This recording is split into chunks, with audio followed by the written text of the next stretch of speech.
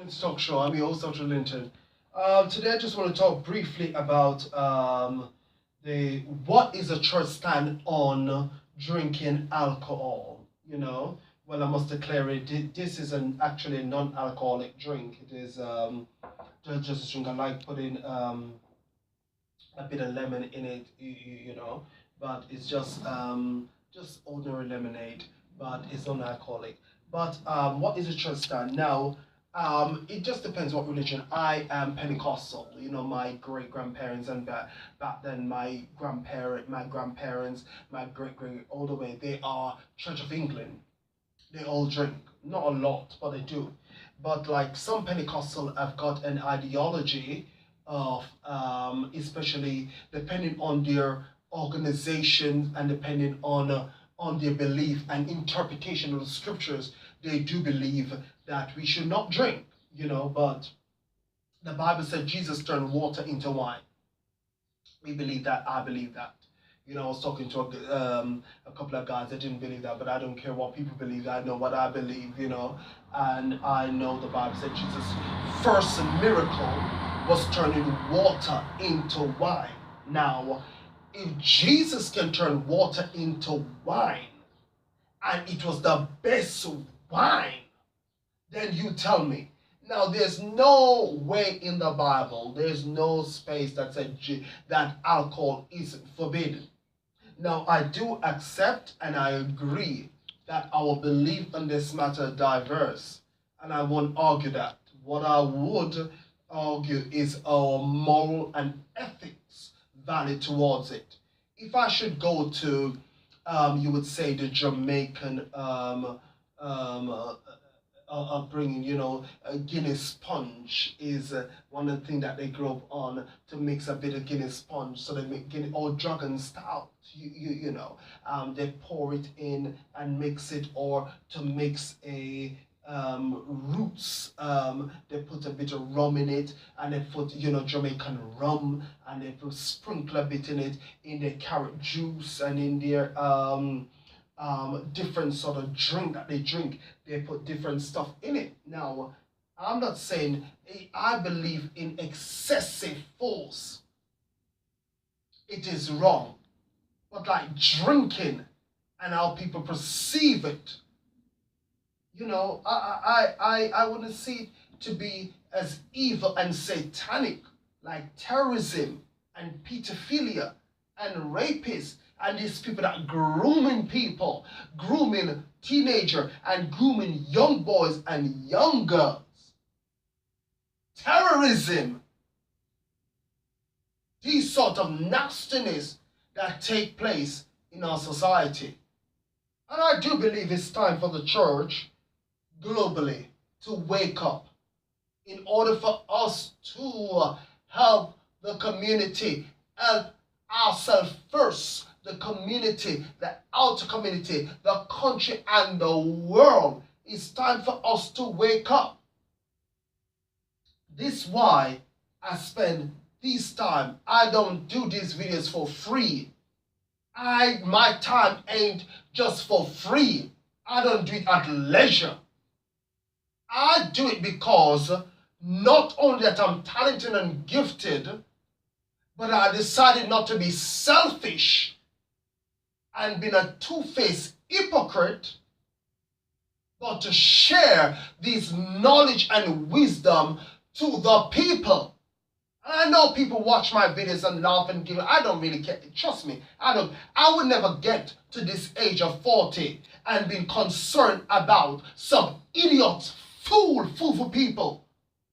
I would not be. So I ain't got time for you. You need to be kicked to the curb. I ain't speaking to you. Now, I'm speaking to the people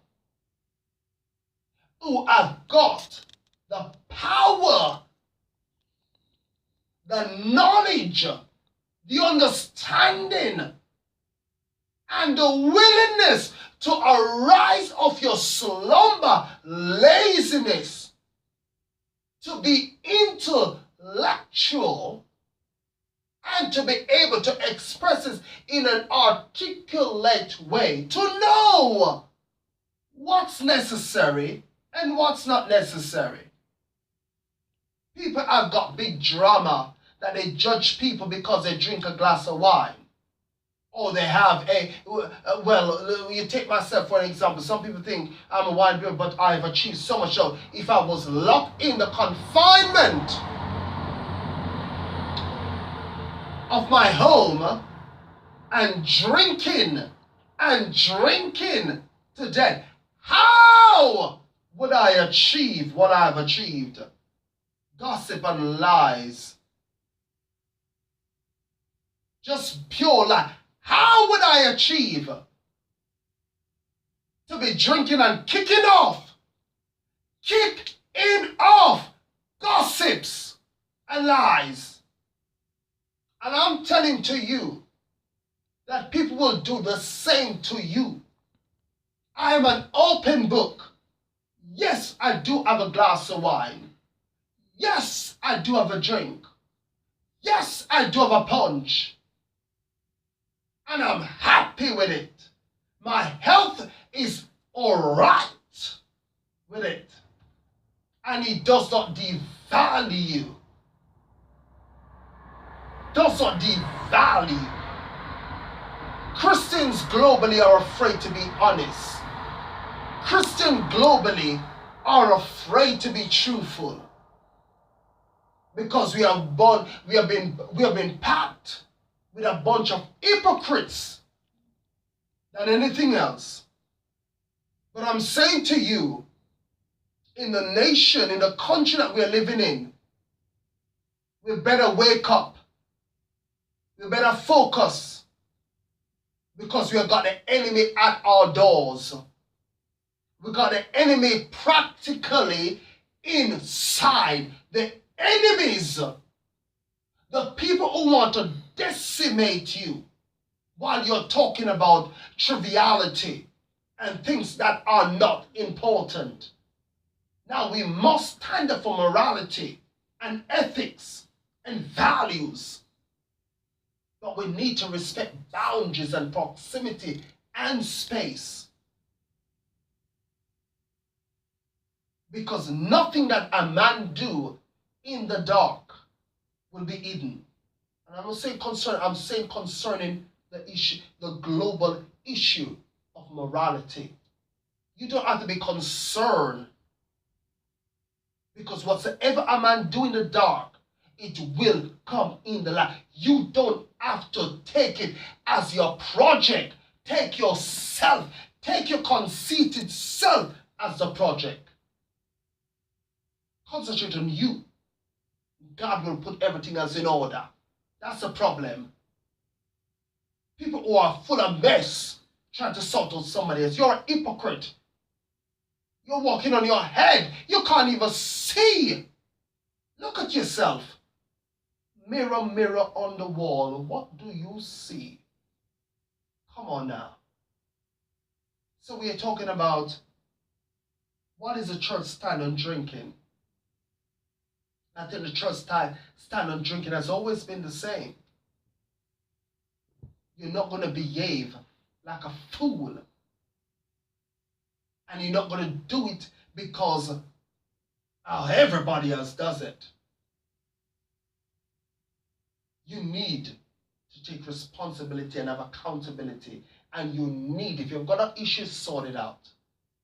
But drinking to solve a problem, drinking because you got mental illness, drinking to be crazy and to because of peer pressure and to fit in is not it.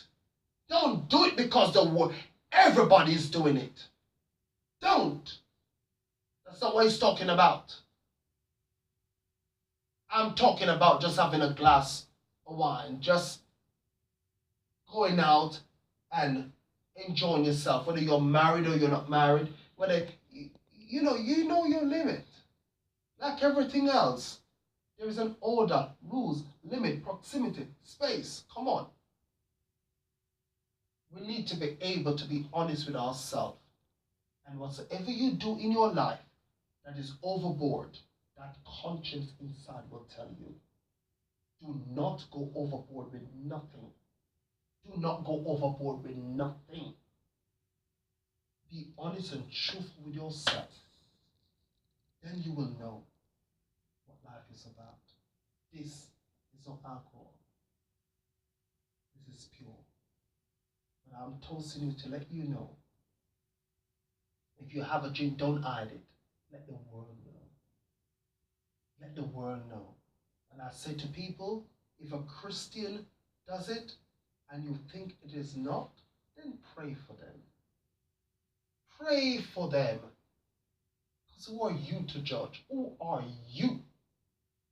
The last time I checked, your name was not Jesus. Who are you? So pray for everybody. And let us together have a united front to be able to make it. Because if drinking is a sin, it ain't the only sin. And it's not a sin. Jesus turned water into wine. And as I said to you before, there's no place in the Bible that said it's not. People interpret it the way they want to interpret it. But don't you kid yourself. Don't pretend. I say to you today, be honest with you, with God, and you'll be honest with the world.